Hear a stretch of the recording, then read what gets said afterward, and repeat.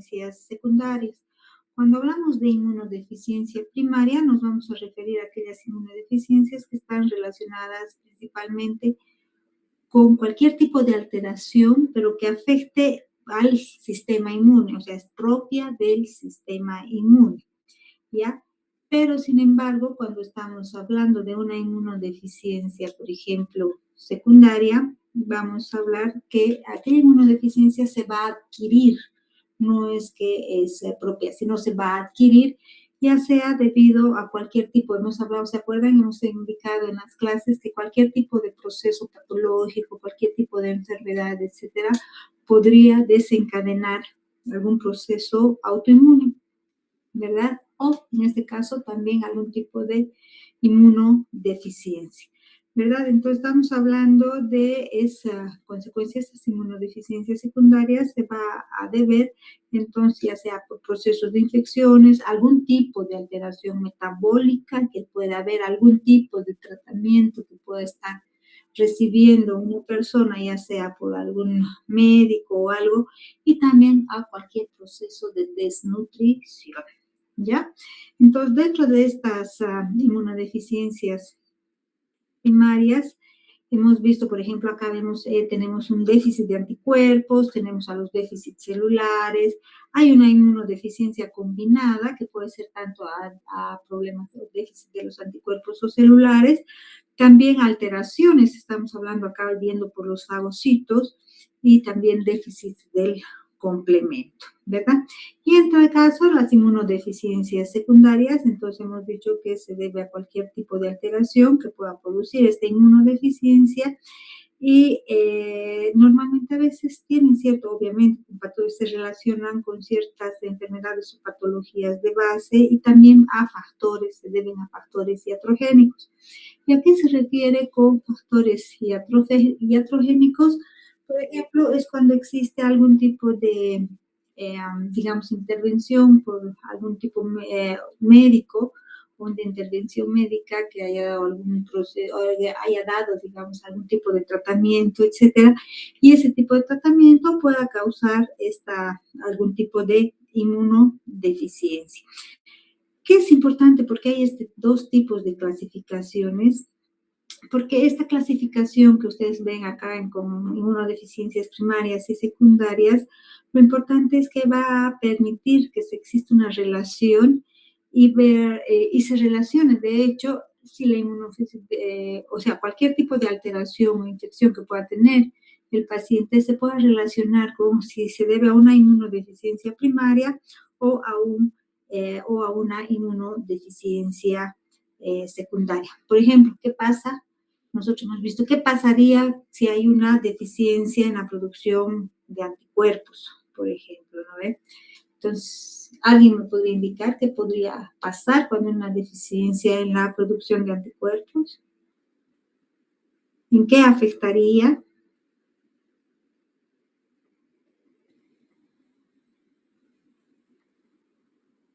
Chicos, nadie quiere hablar. Bueno.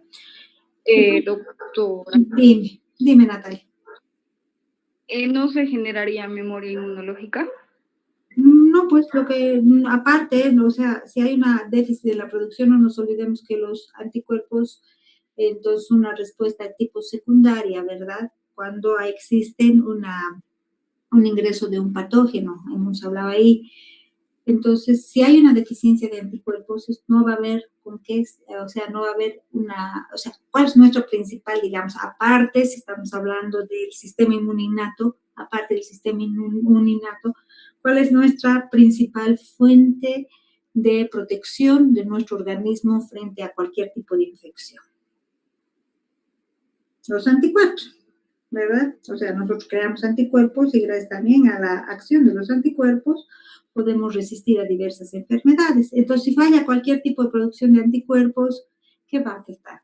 Obviamente va a haber cualquier cantidad de infecciones bacterianas. Obviamente no hay una respuesta adecuada del sistema inmune, por ejemplo. Acá vemos, si por ejemplo, tenemos un déficit de la inmunidad celular, por ejemplo, ¿en qué va a afectar? También van a afectar las infecciones virales, van a afectar las infecciones fúngicas, van a aumentar las infecciones, digamos, por bacterias o por microorganismos oportunistas, por ejemplo, y entre eso obviamente están los hongos. En todo caso, ya no nos olvidemos que nosotros convivimos con todo tipo de microorganismos. Entonces, hemos visto la primera respuesta inmune que tenemos, la primera célula que va a defender a nuestro organismo, hablando de la inmunidad innata, aparte que estamos hablando de nuestras barreras epiteliales, aparte de eso estamos hablando de una respuesta celular, ¿verdad? Y estamos hablando de los macrófagos, estamos hablando de los fagocitos. Entonces, cuando hay una falla en cualquier tipo que afecte tanto al sistema inmune celular o en este caso a los anticuerpos, si falla la producción de anticuerpos, van a predominar infecciones bacterianas. Si falla la inmunidad celular o hay déficit de la respuesta celular hacia los microorganismos, aumentan las infecciones virales, las infecciones fúngicas. En este caso, si falla la producción o la función de los fagocitos, no hablemos de producción, sino hablemos de la función de los fagocitos, obviamente, ¿qué hace? ¿Qué van a aparecer? Van a aparecer frecuentemente los abscesos, ¿no ven? ¿Se acuerdan? Entonces, afectan hay infecciones recurrentes, etcétera. Si hay déficit del complemento, por ejemplo, aumenta la susceptibilidad también a los microorganismos. No nos olvidemos la respuesta que tiene el complemento de opsonización, favorecer la fagocitosis, etcétera, etcétera, etcétera. Entonces, lo que nosotros tenemos que ir, o lo que ustedes tienen que ir a hacer es relacionando todas las funciones que tienen cada uno de los componentes que participan en una respuesta inmune, obviamente con los procesos infecciosos que se podrían generar. ¿Está claro?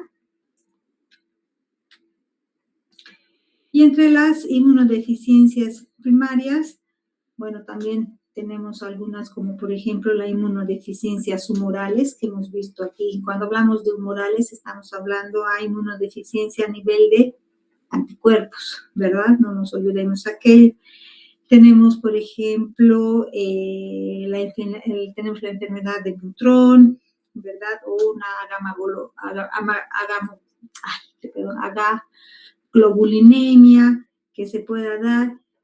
Y hay déficit selectivo de inmunoglobulina A, ¿verdad? Estamos hablando de la inmunodeficiencia común variable, déficit de anticuerpos específicos. Estamos hablando en general de todos los tipos de anticuerpos en general que podría producirse una reducción, una falta de acción de aquellos. No hablemos solamente de que existen o no existen anticuerpos, sino hablemos de que si existe un adecuado funcionamiento de estos anticuerpos.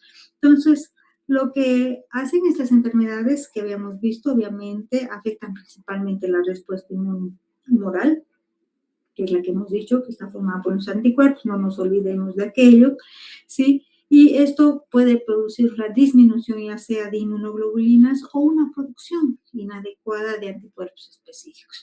Por ejemplo, por lo tanto, no basta indicar únicamente si no existe o existe una disminución en la concentración de anticuerpos, sino que puede haber casos en que no haya una adecuada respuesta funcional de estos anticuerpos frente a los antígenos que se nos van presentando, ¿verdad? Entonces, ¿cuándo podemos sospechar de una inmunodeficiencia? Bueno, hemos hablado de que existen diferentes signos, como por ejemplo tenemos infecciones crónicas, infecciones recurrentes, estamos hablando de agentes que no son habituales, la respuesta incompleta a tratamientos, ¿verdad? Infecciones graves asociadas a vacunas, a agentes vivos, etcétera, etcétera, etcétera. Pero no indica que, o sea, lo que quiero que entiendan aquí es que si alguien presenta, digamos, una infección aislada, por así decirlo, no quiere decir que que exista una inmunodeficiencia. Entonces, alguien que presenta una infección que puede ser no tan repetitiva, sino que sí presenta infecciones, pasa un buen tiempo y presenta otra infección, etcétera, que no sea tan repetitiva, no quiere decir que una persona ya tenga inmunodeficiencia, ¿verdad? Entonces, hay ciertas sospechas. Se puede sospechar de que sí existe inmunodeficiencia en una persona cuando las infecciones sí son demasiado frecuentes, pero aparte de la frecuencia, no nos olvidemos que también puede ver la intensidad. Por ejemplo, son más graves de lo que normalmente deberían ser. Además que también pueden requerir tratamientos prolongados o reaparecen después de un tratamiento, no nos olvidemos eso. Normalmente un médico da tratamiento, pero no le ha hecho mucho efecto el tratamiento y nuevamente vuelve a aparecer. Y además también pueden ser producidas por microorganismos que no son muy comunes o no habituales, por así decir. Y por otro lado, otra característica muy importante es que aparecen en edades muy tempranas, ¿no? Sin embargo, también es importante conocer la historia clínica del paciente, ¿no? Ver si hay algún tipo de relación con la familia, por ejemplo, o familiar, y eso es muy importante porque así el médico, por eso es que nosotros también preguntamos en laboratorio y el médico también, ¿no? Obviamente hace un antecedente, ver los antecedentes familiares, hacer preguntas al respecto para orientar el diagnóstico que pueda tener el paciente y también nos ayuda a nosotros como personal de laboratorio a ir relacionando nuestros resultados, porque es importante, chicos. Cuando uno trabaja en laboratorio, no solamente es importante informar al paciente el resultado que salga, sino nosotros tenemos que ir relacionando para ver si los resultados que estamos obteniendo acordes, digamos, a lo que piensa el médico, ¿no? Ahora, con eso no quiere decir que nosotros le demos la razón al médico y se informe lo que quiere el médico, no es aquello. Sin embargo, sí es importante que nosotros vayamos relacionando los medicamentos que toma el paciente y algunos antecedentes que pueda tener el paciente para ir relacionando con los posibles resultados que podamos obtener.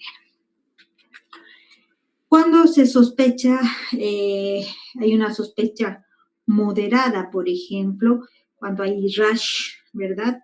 Diarrea crónica, hay un retraso en el crecimiento, hepatosplenomegalia, abscesos recurrentes que habíamos hablado, osteomelitis recurrente y, bueno, algunos problemas autoinmunes.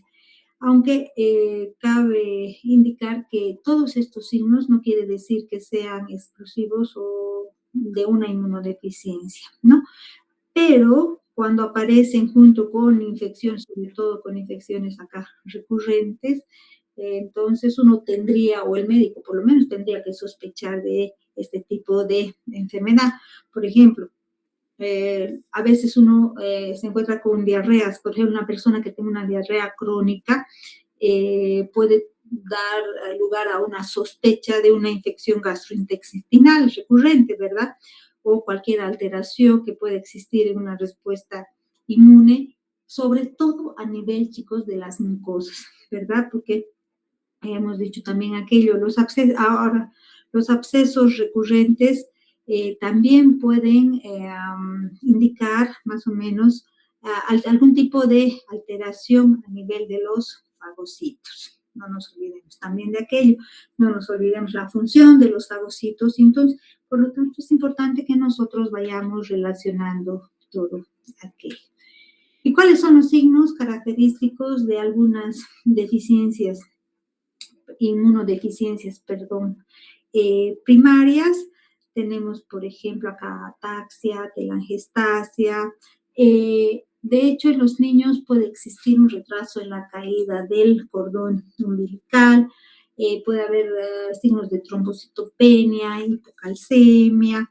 Entonces, algunas de esas inmunodeficiencias, de hecho, forman parte de algún tipo de síndrome que puede afectar también a otros sistemas, ¿ya? Por eso es importante que cuando el médico realice un diagnóstico o algo así, no solamente deba sospechar de que o aferrarse a que pueda haber algún tipo de infección, sino también debe ver, por ejemplo, debe ver la sangre, ¿no? Sobre todo un hemograma, por ejemplo, signos hematológicos, a ver signos neurológicos que puedan manifestarse, o también a nivel endocrino, no nos olvidemos a nivel endocrino, que es muy importante, o a nivel cardiovascular, o cómo va desarrollándose una persona o un niño, también cómo va a ir desarrollándose, ¿no? Entonces, tiene que ir viendo varios parámetros para poder identificar si una persona tiene algún problema de inmunodeficiencia, de hecho, ¿verdad? Y cuando se sospecha de todos modos de un déficit tumoral, cuando hablamos de déficit tumoral, hemos hablado, no nos olvidemos, estamos hablando de respuesta de los anticuerpos. Y obviamente tenemos infecciones graves con bacterias piógenas, patógenas, extracelulares, infecciones persistentes o recurrentes, y normalmente esto tiende a aparecer después del 6º mes de vida. No nos olvidemos que los anticuerpos, que evidentemente son bien importantes para defender contra microorganismos extracelulares, ¿no ven? Y además, otra característica importante también es el momento de cuando aparecen estas infecciones.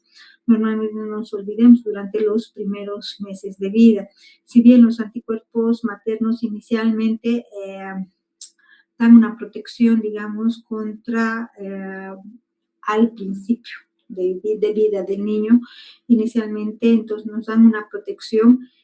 Después estos van disminuyendo, ¿verdad? Entonces los niños y nosotros debemos ir formando nuestros propios anticuerpos. Por lo tanto, cualquier tipo de alteración a este nivel, entonces se va viendo en el transcurso del tiempo a medida que va desarrollando el niño.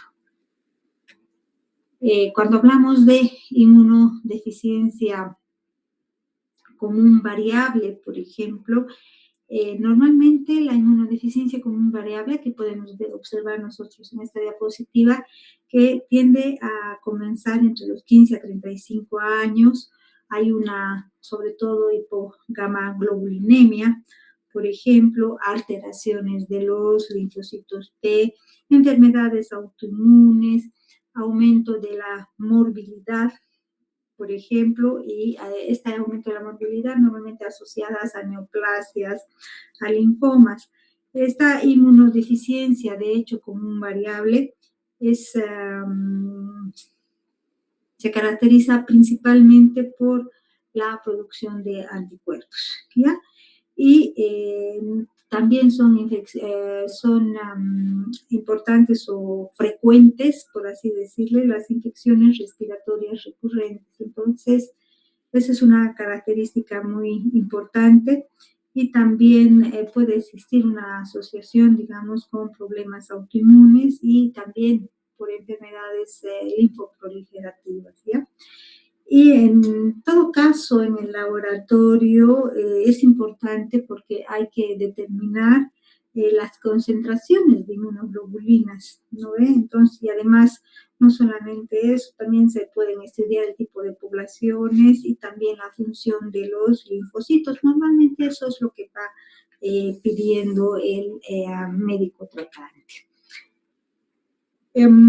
Estas condiciones asociadas que podemos ver, tenemos por ejemplo acá, hay un déficit selectivo de inmunoglobulina A. No nos olvidemos que la inmunoglobulina A es una inmunoglobulina importante a nivel de las mucosas, ¿no? Es la principal a nivel de las mucosas. De hecho, por eso cuando existe una disminución de la inmunoglobulina A, afecta principalmente, estamos hablando a al tracto respiratorio, ¿verdad? Y también al tracto gastrointestinal. ¿Ya? Entonces, Si ustedes se fijan, aquí existe un porcentaje importante, por ejemplo, de infección recurrente de un 90%, enfermedades pulmonares de 27%, etcétera, ¿verdad?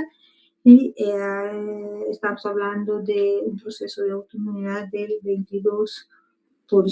Entonces, la importancia de esta inmunoglobulina A, sobre todo, es a nivel de las mucosas. Después tenemos este déficit de anticuerpos obviamente específicos. Tenemos anticuerpos contra el neumococo, contra el Haemophilus, etcétera, ¿no?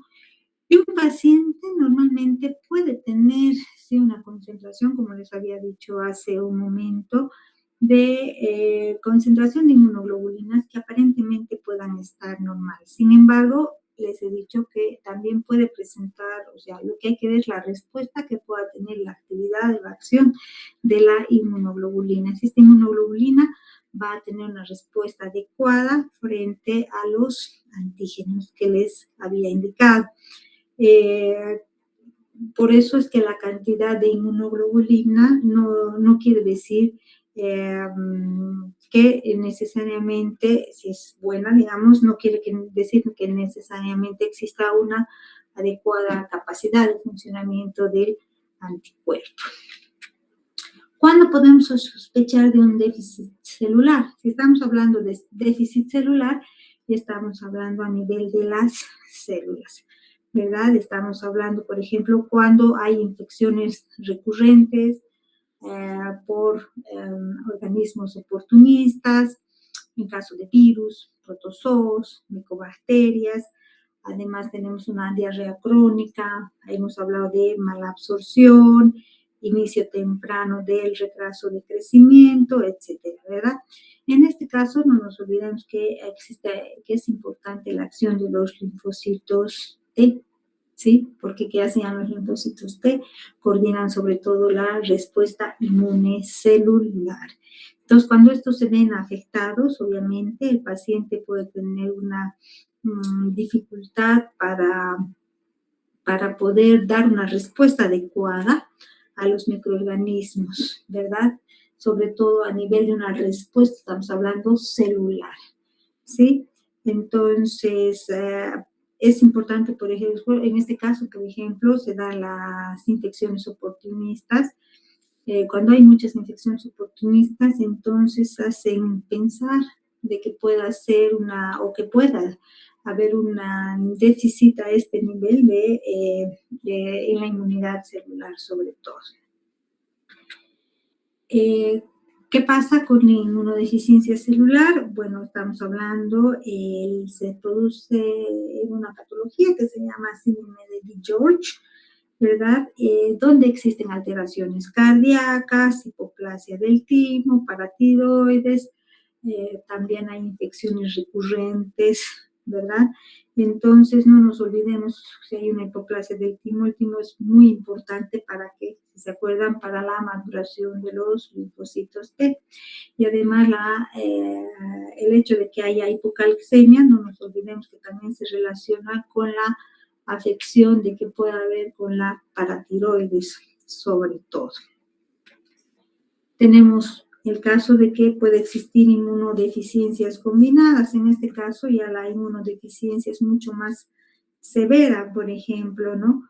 Puede haber, como su nombre indica acá, inmunodeficiencia combinada severa, ¿verdad? Puede haber alteraciones en el desarrollo, ¿sí? En la función de los linfocitos T, en los linfocitos B, normalmente se presenta en los primeros meses de vida. Son inmunodeficiencias graves, no nos olvidemos, porque lo que pasa es, si ustedes se fijan, hay un compromiso a la vez o simultáneo de diferentes mecanismos de la inmunidad adaptativa.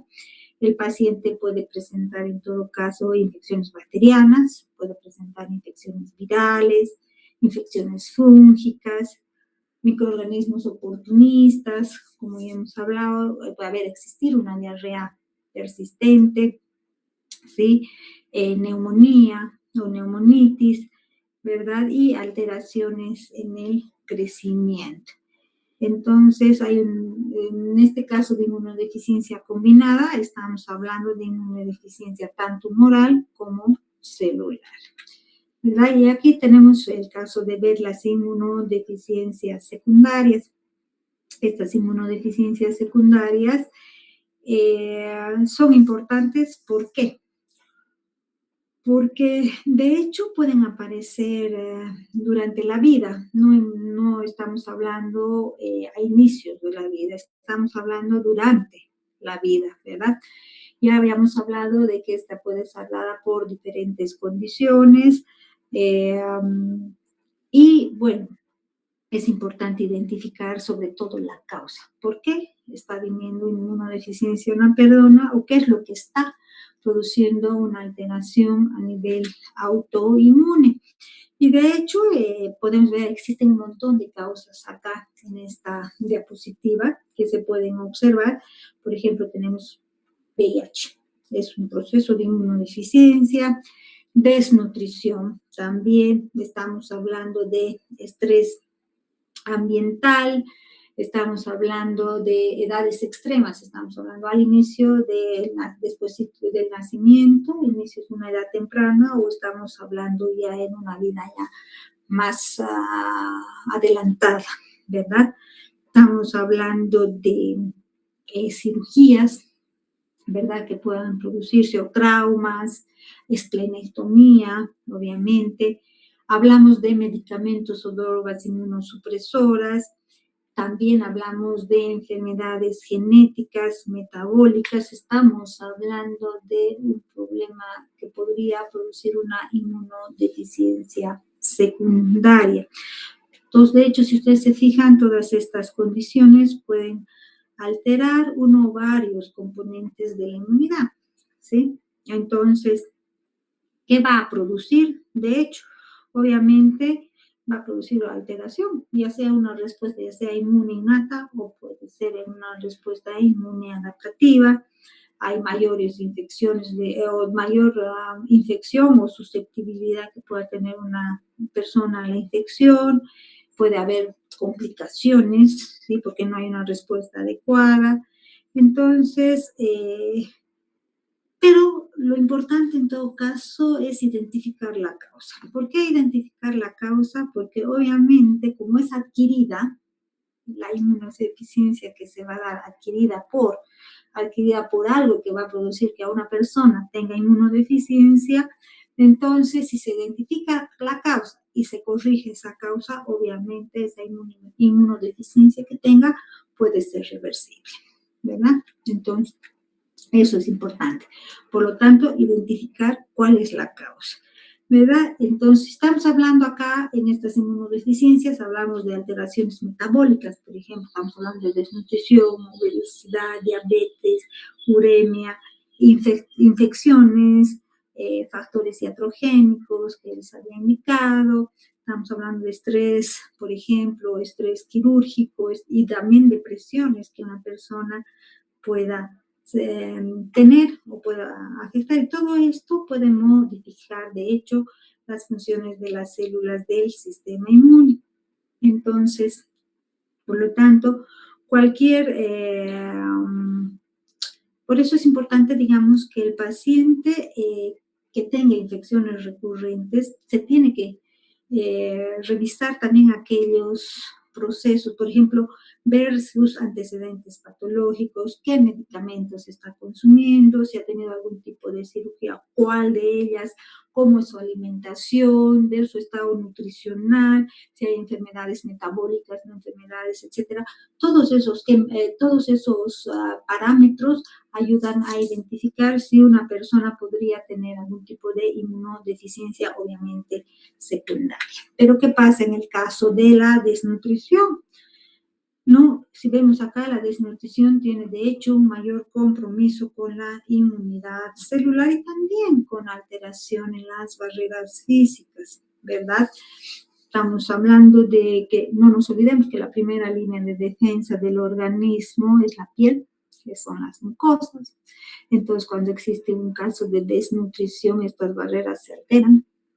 Entonces, facilitan la entrada de los microorganismos ya también la falta de nutrientes, que también puede hacer afectar la síntesis de proteínas, funcionamiento de células inmunes, etcétera. Entonces, por lo tanto, es importante identificar todos estos factores, ¿verdad? ¿Qué más podríamos ver con el caso de desnutrición? También hay alteraciones que pueden producirse en los fagocitos, ¿sí? Hay una disminución de la capacidad bactericida, ¿sí? Cambios en las natural killer, por ejemplo, disminución en la síntesis de interferón gamma, que es importante, que habíamos visto. Por lo tanto, esta desnutrición también no solo afecta a la inmunidad adaptativa, sino también afecta mecanismos de la inmunidad innata. Altera la función de los fagocitos, por lo tanto, si alterna a la función de los fagocitos, hay una menor destrucción de los microorganismos y mayor susceptibilidad a que una persona pueda tener infección. ¿Ver? Entonces, todos esos parámetros hay que ir viendo y valorando. También tenemos una deficiencia de selenio, por ejemplo, el déficit de selenio, que es lo que produce una disminución de la inmunidad celular, también de la síntesis de inmunoglobulinas, ¿sí? Entonces, alteraciones en frente a ciertos virus que se puedan presentar, por ejemplo, ¿verdad? Entonces, lo que es importante identificar en este caso y en esta clase que estamos llevando es que también ciertos micronutrientes son muy importantes para el sistema inmune. No solamente estamos hablando de macronutrientes, sino también los micronutrientes. Y normalmente nosotros nos olvidamos de aquello, ¿verdad? Olvidamos a los micronutrientes que son, sí, muy importantes para que se produzca una respuesta adecuada frente a cualquier microorganismo. Entonces, eso puede afectar, de hecho, la eficiencia de una buena respuesta inmunitaria.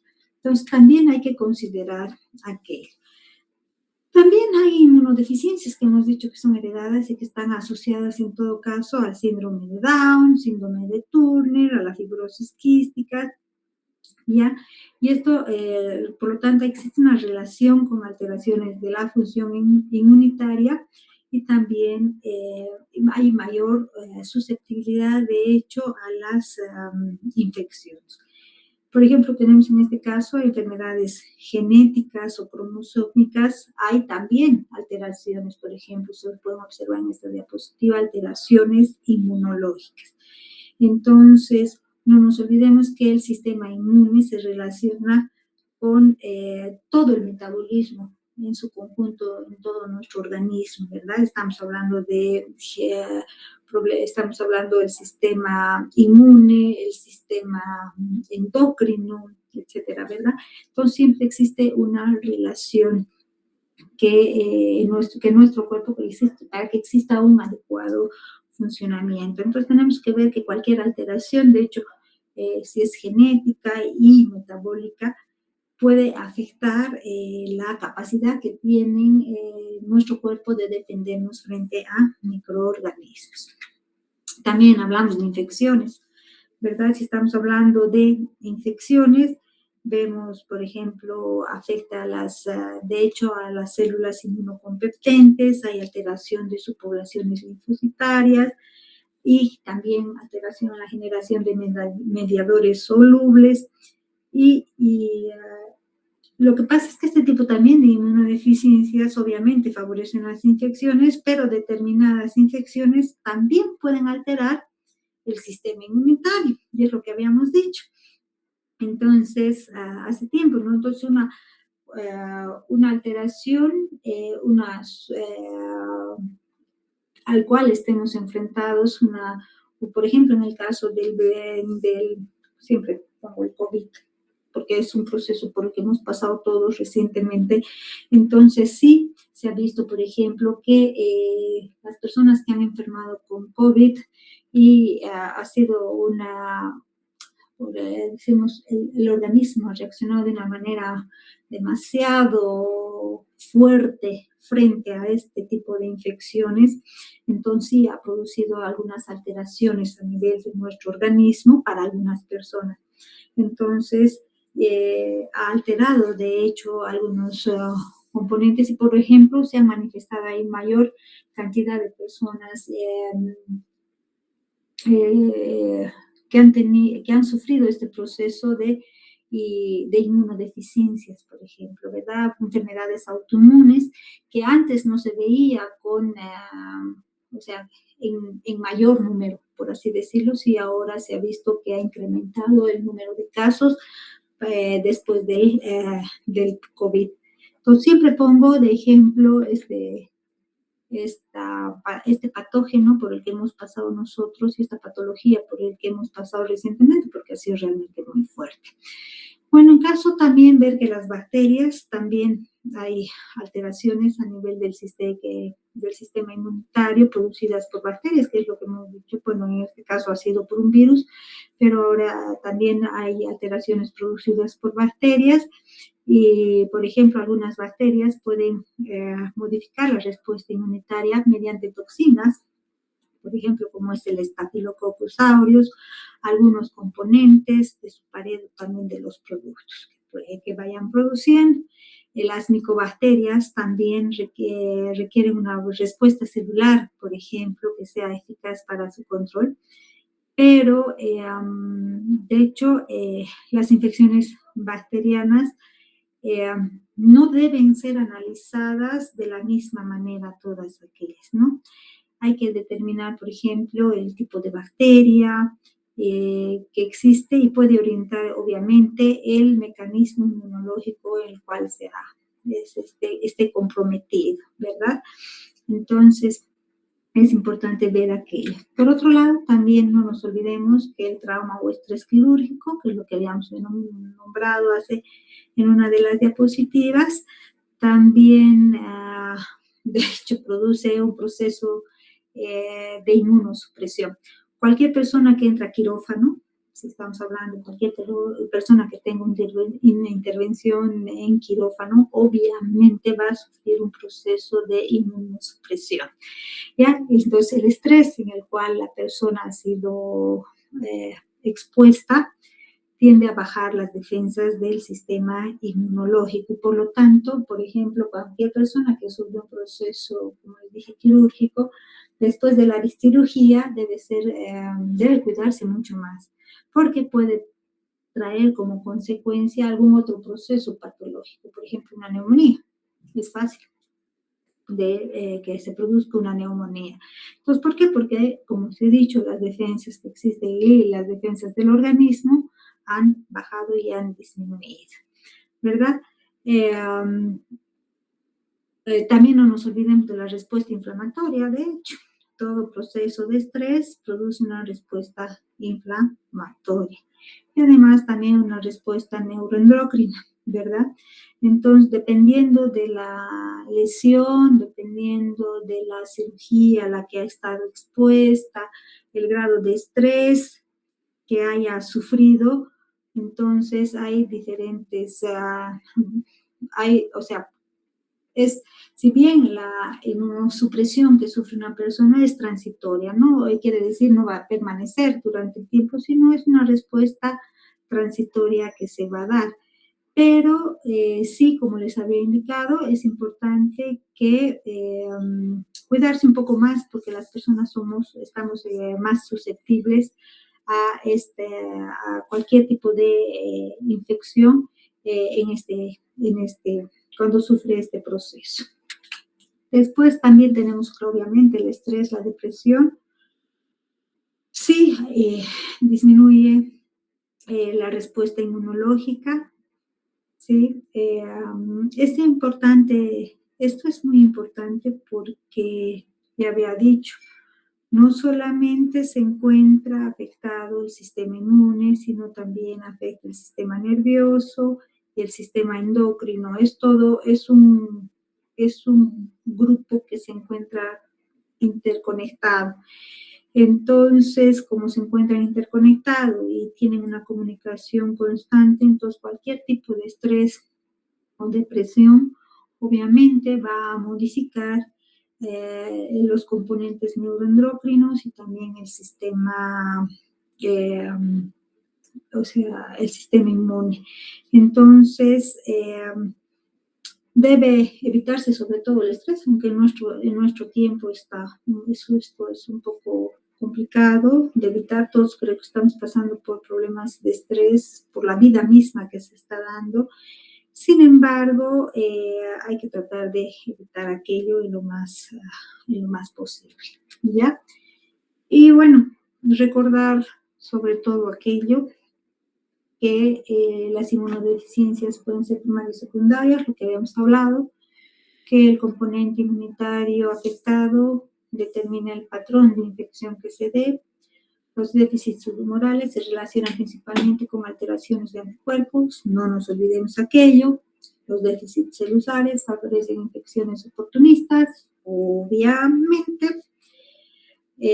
También las inmunodeficiencias combinadas son graves, obviamente, porque están tanto celular como humoral. Las alteraciones en los fagocitos producen infecciones recurrentes y abscesos, obviamente. Causas secundarias incluyen enfermedades, desnutrición, infecciones, fármacos y otros factores. Y el diagnóstico es importante, pero requiere que haya una integración entre la clínica, ¿sí?, la inmunología y obviamente el laboratorio. Y bueno, acá les doy a ustedes un algoritmo diagnóstico de una inmunodeficiencia para que puedan analizar y puedan responder. Y bueno, por otro lado, es importante realizar algunos estudios, como por ejemplo determinar el inmunofenotipo por citometría de flujo. Ustedes ya han visto en la clase de citometría de flujo aquello. Entonces, ya saben que existen marcadores específicos, ¿cierto?, para diferentes tipos de identificación de células del sistema inmune. Por ejemplo, la determinación del CD3 para ver linfocitos T, linfocitos CD4, linfocitos colaboradores, CD8, linfocitos citotóxicos, etcétera, los linfocitos B y a las natural killer. ¿Qué nos permite conocer? Obviamente, la cantidad de células que existen en nuestro organismo, identificar y además no solamente también tratar de ver cuál es la función celular, aunque como les había indicado que el número de células presentes no es lo mismo que función celular, pero siempre es necesario realizar aquello, identificar aquello para complementar las pruebas y ver, bueno, dar una respuesta al médico tratante. Les doy un caso clínico en esta última diapositiva para que ustedes puedan desarrollar y, bueno, viendo con la clase que hemos avanzado y viendo qué parámetros podrían encontrarse afectados, los tipos de inmunodeficiencia del cual se sospecha y, bueno, para que puedan ustedes analizar un poco más. ¿Alguna pregunta hasta acá?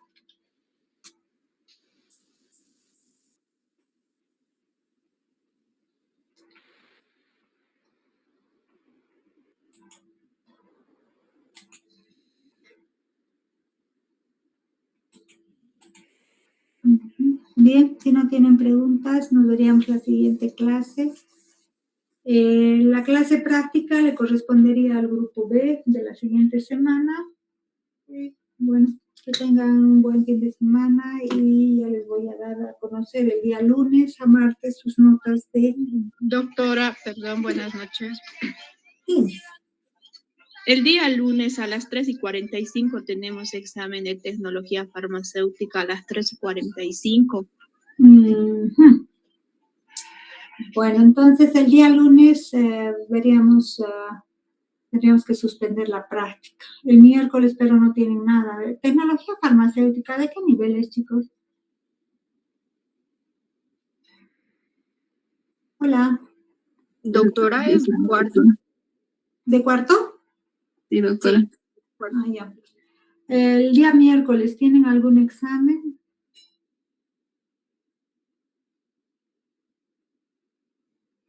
No. Las No, personas, ya, las personas que han pasado clase, en todo caso, tendrían que entregar un trabajo el día lunes, ¿verdad? El día lunes voy a esperar en el laboratorio, en mi laboratorio a las 3 de la tarde, de 2:30 a 3 voy a esperar que me entreguen sus trabajos. El día lunes no pasaríamos clases, pues si es ¿cuánto tiempo dura el examen? ¿Sabe? Más o menos. Porque dicen 3:45, pero de hecho no va a durar más.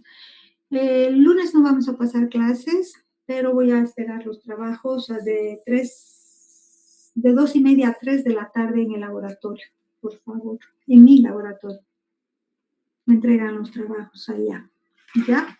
Entonces el lunes no tendríamos clases. El miércoles normal.